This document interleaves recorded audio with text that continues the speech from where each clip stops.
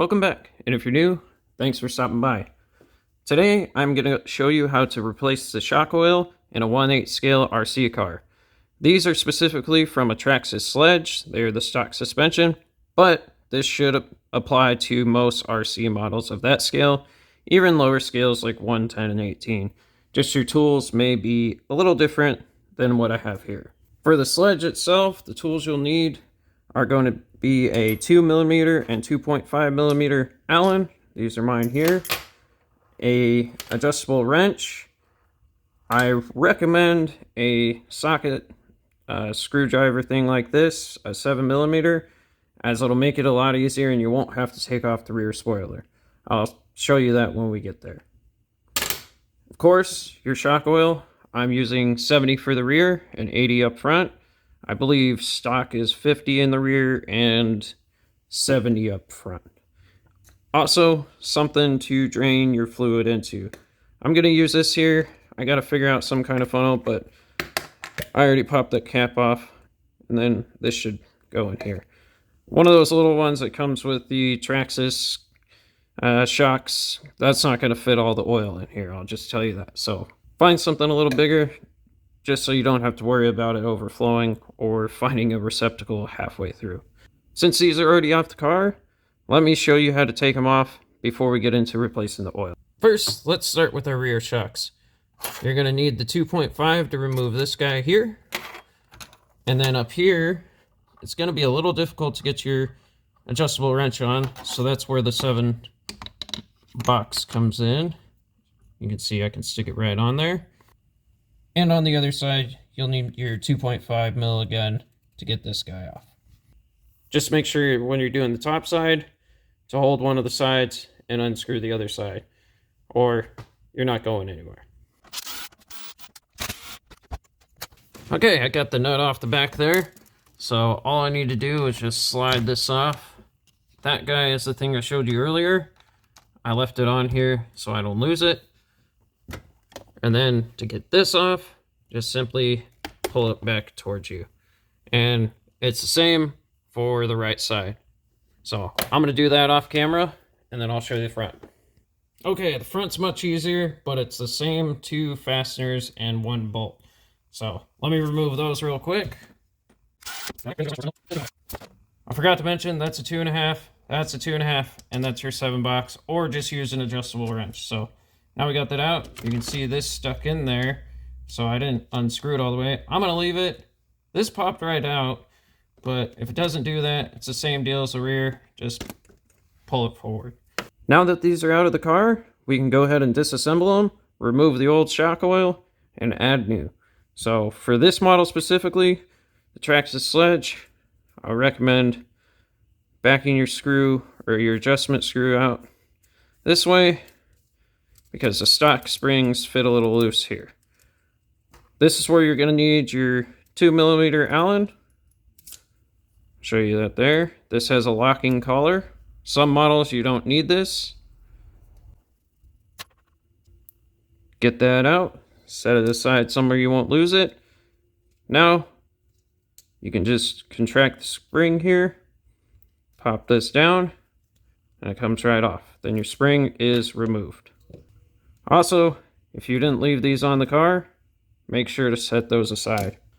Let's put this on the stand, and we'll put shock oil in this one. I'll do the rest off camera, because if I show you one, you'll be able to do all of them, because it's the exact same. Now that our shock's all disassembled here, first things first, we're going to want to lower this down, just to make it easier to back this off. And when you put it back on as well. So, with a little force, you're just going to need to turn this. I don't recommend using any type of tool if you have a plastic top like this. If you have aluminum or something, it's a little better. I just don't recommend it on plastic because you're going to break something. So twist that off. My bladder came out inside of my cap, so be careful of that. I'm going to set that there. I'm going to try to get it out of there, clean it up a little bit. But you can set this on a stand.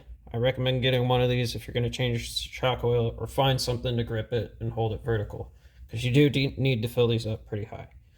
Now that that's done, I got my container with a little funnel here. I'm just going to go ahead and start pouring my liquid. And when you do this, be sure to slide your shaft here in and out just to make sure you get as much oil as possible out. Okay, got a lot out of it, so I'm gonna go ahead and wipe everything down up here. Maybe do a little wipe on the inner lip. Don't recommend a fibrous towel like this, but this is all I got right now, so you can see there's dirty oil there. Since this is my front shock, I'm gonna go ahead and use the 80 weight oil. And these are pretty good. All you gotta do is first remove this. There is a seal in there, but once you do that, you just gotta twist this up. You got a nice little spout here. You can buy other brands, you don't have to buy TRAXXAS. This is just what I have, so I'm gonna go ahead and use it. All you gotta do, put it over here and squeeze. Also, make sure your shaft is fully extended. And while you're filling, once you get closer to the top, watch very carefully, because you don't want to fill it to the brim. You want to be about 1 to 2 millimeters below that. Okay, mine's all the way filled up. It's about 1.5 to 2 millimeters below the top. I don't know if you can see where the edge of the oil is there. That's what you're going to want on all your shocks. So for the other ones, you just repeat the same process here, but there is a couple more things to do. Now you just want to go up almost all the way to the top. Watch at the top here. You want to bring it up. Just go back down. Go up. Back down. With this little guy on here, I'm not getting all the way to the top. But if I was, you'd start sucking air and getting air bubbles in here. This is just to see if you have any air bubbles, so you just want to pump it in and out. It also kind of gets fluid all around.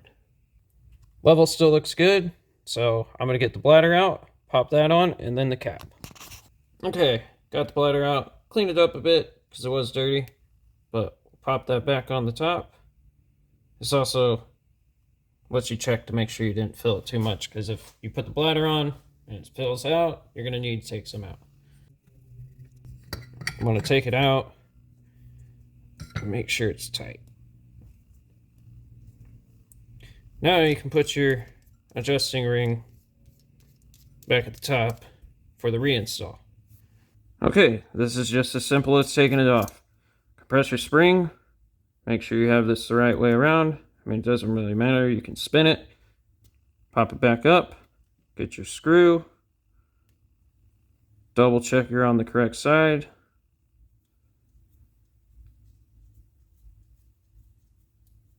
Get it started. You can release your spring, tighten this up, tighten that screw down, and you're good to go. I got the shock back together. Springs in there nice and firm.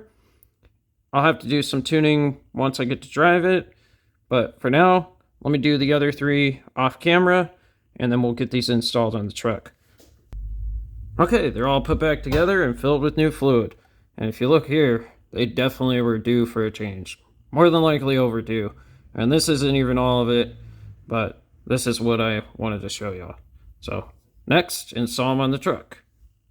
When you're putting these back in, you're going to have to do a little trickery. And I don't know if I can hold the camera and do this at the same time, but I'm going to try.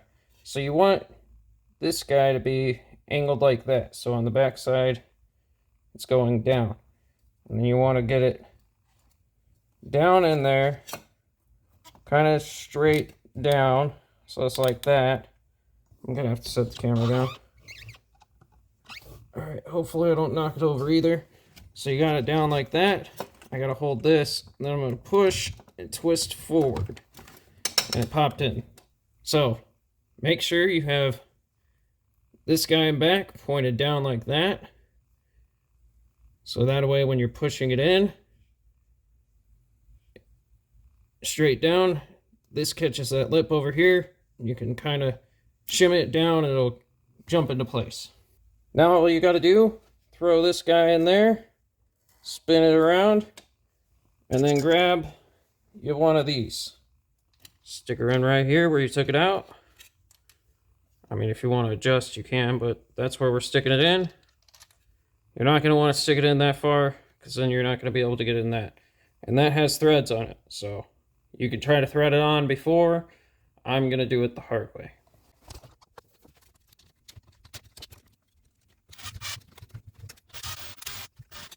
Alright, once you got that threaded in enough, now it's time to put your nut on. Alright, that's all tight and good to go. Let me show you how the front's done. Alright, same as the rear. To get these back on, make sure that guy in the back's pointed down. Go in straight in. Push forward. I guess push forward and down. Get that screw started, so that way when you're putting this up here, it's not wiggling around. Then, put your bolt in. You'll want to hand tighten that till your threads pop out on that fastener just about that big. So that way you can come in here and put this guy on. And it'll match up to there, because that little insert is threaded as well. So get your 7 or your adjustable wrench on this, screw that in, and we're good to go. Alright, everything's back together, front and rear, we're ready to go. And just check out how dirty this is. It's not supposed to be that color, so it definitely was time to get that changed. Where's my good shock oil? Good shock oil, nice and clear. Anyway, now I gotta go do some tuning on this. I'm gonna go do that once it stops raining. And then, yeah, things should be a lot better in the air and jumping and stuff. If you have any questions, comments, concerns, you know where to leave them. As well, if you can do the things that are over here, I'd really appreciate it, as it helps me out. I thank you all for stopping by today. Hope you have a great rest of your day, and take care.